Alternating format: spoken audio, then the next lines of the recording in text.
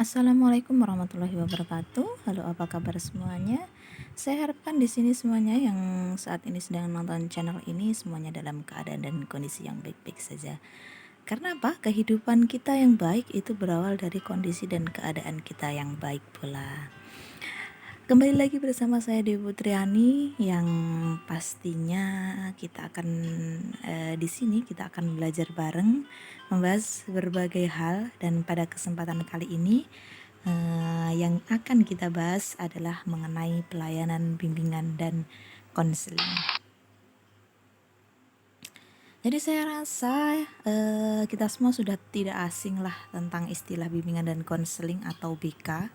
Jadi mungkin kalau sekilas mendengar nama BK itu kita langsung menuju pada sebuah pemahaman kita bersama tentunya, yang masing-masing kita punya pengalaman yang unik bersama Bapak Ibu guru BK. Jadi di sini siapa sih yang nggak gimana ya, nggak ada kenangannya dan nggak mengenal guru BK? Itu saya rasa semuanya pasti kenal dan punya pengalamannya masing-masing. Di negara kita tercinta ini sebenarnya bimbingan dan konseling pada teorinya itu sudah diberikan kepada anak atau kepada siswa di mulai tingkat pendidikan anak usia dini hingga jenjang SMA atau SMK. Namun pada prakteknya untuk saat ini di era ini bimbingan dan konseling pelayanannya hanya terbatas kepada siswa SMP atau siswa SMA dan SMK saja. Untuk pendidikan di bawahnya itu layanan bimbingan dan konseling masih jarang sekali kita temui, dan sedikit sekali sekolah yang di situ ada guru BK-nya di SD maupun di TK dan juga PAUD. Di sini siapa nih yang punya pengalaman yang mau menceritakannya tentang guru BK-nya? Boleh sharing di kolom komentar. Jadi pengalaman apa sih? Kemudian guru BK kalian itu seperti apa sih? Nanti boleh komen di kolom komentar ya. Jadi banyak sekali apa ya yang menarik di dunia pendidikan itu. Salah satunya adalah mengenai bimbingan dan konseling yang bisa diartikan sebuah apa ya, sebuah hal yang famous di kalangan siswa. Jadi sering sekali guru BK mereka itu sering kali dibicarakan, entah itu dibicarakan dalam hal positif ataupun sebaliknya. Karena apa? Banyak pengalaman siswa di sekolah yang mengatakan bahwa guru mereka itu adalah sebuah makhluk yang selalu mencari-cari kesalahan mereka. Jadi kayak kita tertawa lepas kemudian kita bernafas itu aja kadang di mata guru BK-nya itu salah. Jadi diibaratkan seperti itu ya. Jadi ada aja kesalahan yang diketahui guru BK yang membuat kita itu di mata mereka salah. Dan juga ada juga pengalaman yang mereka disuruh membersihkan kamar mandi, kemudian mengelilingi lapangan, dan masih banyak sekali. Dan ada juga yang punya pengalaman masalahnya terbantu, akhirnya dia bisa menyelesaikan masalahnya dengan bantuan dan bimbingan guru BK ini. Mereka juga bisa memilih pendidikan ataupun pekerjaan mereka yang diinginkan mereka berkat bantuan dari guru BK ini. Jadi banyak pengalaman dari para siswa, tidak hanya pengalaman yang negatif saja, tapi ternyata ada pengalaman yang positif juga. Jadi sebenarnya kalau kita tengok teorinya, sebenarnya slogan BK itu adalah BK Sahabat Siswa. Jadi sebenarnya pada teorinya bimbingan dan konseling ini ada untuk mendampingi dan sebagai sahabatnya siswa. Oke, mungkin apa lagi ya? Iya, jadi ada yang bilang guru BK-nya juga galak. Kemudian ada juga yang bilang, aku mau cari masalah biar deket nih sama guru BK-nya karena guru BK-nya cantik ataupun ganteng. Jadi ada saja cerita-cerita lucu dari beberapa siswa yang memang saya temui, dan juga ada guru BK yang sangat apa ya, super duper baik mereka peka terhadap kondisi dan keadaan siswa, dia mau merasakan dan mau membantu tentunya apa yang menjadi permasalahan siswa. Jadi banyak sekali karakteristik guru BK yang ada di dunia pendidikan. Jadi ini sedikit cerita. Jadi waktu SMA itu guru BK saya itu masih muda sekali. Jadi anak-anak itu dekat dan beliau tergolong orang yang terbuka, supel, kemudian ramah dan juga mau membantu pada anak-anak. Nah, ada juga ketika saya praktek dulu di sebuah sekolah, guru BK-nya itu peka sekali terhadap apa yang ditunjukkan siswa, baik itu secara langsung maupun tidak langsung. Artinya dia peka membaca mimik dan juga alur pikiran siswanya, sehingga dia bisa membawa bisa membaca atau menerka apa yang sedang diinginkan ataupun yang sedang dialami siswa. Jadi banyak sekali ragamnya tentunya. Oke, di sini kita akan membahas tentang bimbingan dan konseling secara teori. Sebenarnya apa sih bimbingan dan konseling yang sebenarnya itu? Apakah benar yang di lapangan yang selama ini kalian pikirkan itu adalah sesuai dengan teori yang ada? Jadi di sini bimbingan dan konseling itu diartikan sebagai proses pemberian bantuan oleh guru BK terhadap siswa dalam memahami diri dan menyelesaikan permasalahannya secara mandiri, sehingga mampu berkembang secara optimal sesuai dengan potensi yang dimilikinya. Jadi maaf kalau slide-nya ini agak berantakan tulisannya. Jadi bimbingan dan konseling pada dasarnya atau pada teorinya ini adalah proses pemberian bantuan. Yang memberikan bantuan adalah guru BK, yang diberikan bantuan adalah siswa.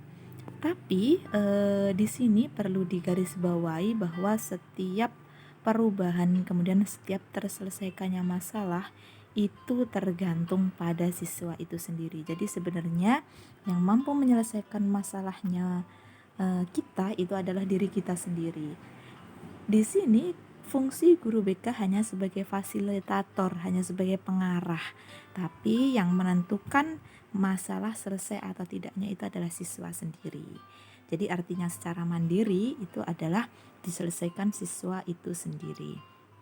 Diharapkan ketika nanti permasalahan siswa sudah selesai dan siswa bisa memahami dirinya, siswa ini bisa berkembang secara optimal sesuai dengan bakat ataupun potensi yang dimilikinya. Jadi sayang ya kalau misalnya setiap kita pastinya itu punya potensi masing-masing, tinggal kita tahu atau tidak, kemudian kita mau mengembangkannya atau tidak. Jadi potensi yang ada di dalam diri siswa itu sayang ketika tidak dikembangkan atau tidak dikeluarkan. Jadi untuk bisa berkembang sebuah potensi itu yang pertama siswa harus memahami dirinya, kemudian setiap permasalahan yang ada itu harus diselesaikan dulu sehingga siswa bisa mengembangkan potensi yang dimilikinya dengan baik. Itu sebenarnya secara teori pengertian dari bimbingan dan konseling itu seperti itu tadi. Nah, kemudian ini adalah jenis-jenis layanan bimbingan dan konseling. Jadi ini adalah layanan-layanan yang seharusnya diberikan guru BK kepada para siswanya. Yang pertama ialah layanan orientasi. Di sini layanan orientasi diartikan sebagai layanan konseling yang membantu siswa dalam memahami lingkungan yang baru untuk mempermudah dan memperlancar siswa dalam menyesuaikan diri. Jadi yang pertama, jenis layanan pertama yang akan diberikan guru BK itu adalah layanan orientasi, di mana guru BK membantu para siswa dalam memahami lingkungan barunya, atau lebih kita sering mendengarnya adalah membantu siswa dalam beradaptasi terhadap lingkungan barunya. Jadi pasti biasanya setiap jenjang pendidikan, kemudian setiap kelas itu biasanya pasti didampingi oleh guru BK-nya masing-masing. Terutama biasanya layanan orientasi ini diperuntukkan bagi siswa ataupun siswi yang baru saja masuk sekolah atau yang baru lulus SMP kemudian ke SMA atau SMK, ataupun yang dari lulus SD kemudian ke SMP. Jadi di SMP-nya atau di SMA atau SMK-nya mereka akan didampingi oleh guru BK-nya sehingga dia mudah atau gampang beradaptasi dengan lingkungan yang baru. Karena apa? Proses peralihan dari lingkungan lama dan lingkungan baru itu setiap individu berbeda-beda. Jadi ada yang gampang beradaptasi, ada yang susah juga dalam menyesuaikan diri. Maka disitulah guru BK hadir untuk membantu mereka yang sedikit mengalami kesulitan dalam memahami ataupun menyesuaikan diri terhadap lingkungannya. Jadi layanan orientasi ini diberikan supaya siswa tidak terkendala dalam menyesuaikan dirinya di lingkungan yang baru. Kemudian jenis layanan yang kedua adalah layanan informasi. Di sini layanan informasi ini diberikan supaya siswa menerima dan juga memahami informasi yang dapat digunakan sebagai bahan pertimbangan dan pengambilan keputusan untuk kepentingan siswa. Jadi layanan informasi ini diberikan kepada siswa yang memang ingin mendapatkan informasi-informasi yang bisa dijadikan sebagai bahan pertimbangan dalam pengambilan keputusan. Contohnya saja, untuk layanan informasi misalnya kelas 12 itu kan dipilih diarahkan ke berbagai pilihan ketika sudah lulus sekolah, misalnya harus bekerja, kemudian ada juga yang harus kuliah. Nah, ada beberapa siswa di sini yang mengalami kebingungan ataupun mengalami ketidakyakinan dalam mengambil keputusannya di antara kedua tadi. Di sini tugasnya guru BK adalah memberikan informasi sebanyak-banyaknya sehingga siswa bisa mempertimbangkan mana yang harus saya ambil, mana yang sesuai dengan diri saya saat ini. Misalnya harus bekerjalah atau mungkin harus menempuh perguruan tinggi terlebih dahulu. Ini bisa memanfaatkan guru BK untuk mendapatkan berbagai informasi yang kalian butuhkan. Jadi jangan jangan takut ataupun jangan menutup diri dalam mencari informasi yang sebanyak-banyaknya yang tentunya akan berguna untuk kalian. Jadi kalau dilihat secara teori ternyata guru BK itu bukan hanya tempatnya orang yang bermasalah, bukan hanya guru BK itu hanya mengurusi masalahnya siswa saja, tapi ternyata mereka Bapak Ibu guru BK itu juga bisa memberikan informasi-informasi yang bermanfaat, entah itu seputar dunia kerja, kemudian dunia perguruan tinggi dan lain sebagainya. Jadi di sini kalian bisa memanfaatkan dengan bertanya kepada Bapak Ibu guru BK kalian. Kemudian yang ketiga ada layanan penempatan dan penyaluran. Layanan ini berfungsi dalam membantu siswa dalam menyalurkan dan juga menempatkan potensi atau kemampuan yang dimiliki secara baik dan optimal.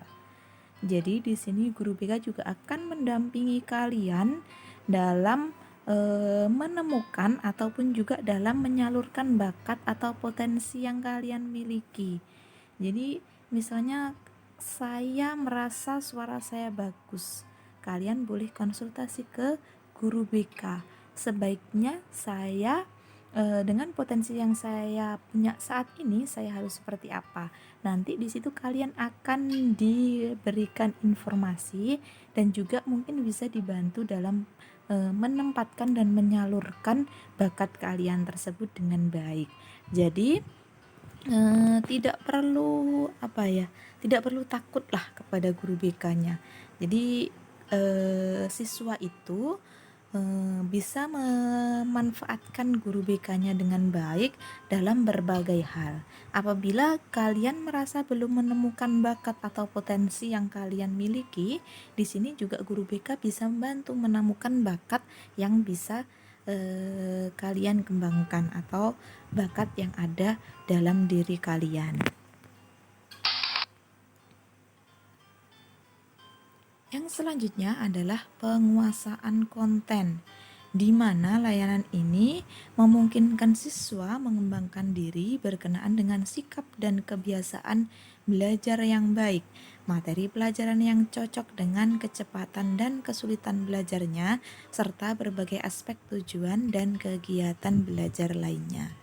Artinya di sini kalian akan dibantu menerapkan kebiasaan belajar yang baik. Karena apa? Setiap individu itu punya karakteristik yang berbeda-beda dan berbeda pula cara mereka memahami dan belajar dengan cepat. Jadi kalau setiap siswa itu bisa menerapkan kebiasaan belajar yang cocok bagi dirinya sendiri, mereka akan dengan mudah dan cepat dalam memahami pelajaran. Dan apabila kalian juga mengalami kesulitan dalam memahami pelajaran atau mengalami kesulitan dalam belajar, itu juga bisa dibantu guru BK dengan memberikan tips-tips atau memberikan cara-cara bagaimana mengatasi kesulitan belajar, kemudian mengatur waktu belajar, bagaimana cara belajar yang menarik dan menyenangkan. Itu pasti di situ guru BK kalian punya kiat atau punya tips-tips dalam menangani hal tersebut. Jadi di sini guru BK sangat luar biasa ya peranannya. Kalau dari segi teori di sini dilihat layanannya itu banyak sekali yang bisa kalian dapatkan dari bimbingan dan konseling. Bukan hanya menghadapi kalian-kalian yang bermasalah dalam kedisiplinan saja, tapi juga bisa membantu kalian dalam masalah belajar, kemudian karir dan lain sebagainya. Jadi tidak perlu takut mulai saat ini datang ke guru BK-nya, berkonsultasi kepada guru BK-nya. Tidak perlu lagi mengecap guru BK-nya sebagai polisi sekolah, orang yang mungkin kurang pekerjaan dan selalu mencari masalah kepada siswa. Jadi mulai sekarang dengan pengetahuan tadi yang kita bahas berdasarkan teori layanan yang bisa diberikan oleh guru BK, kalian bisa memanfaatkannya dengan baik. Jadi mungkin itu saja, nanti masih ada layanan-layanan yang lain yang akan kita bahas di kesempatan selanjutnya.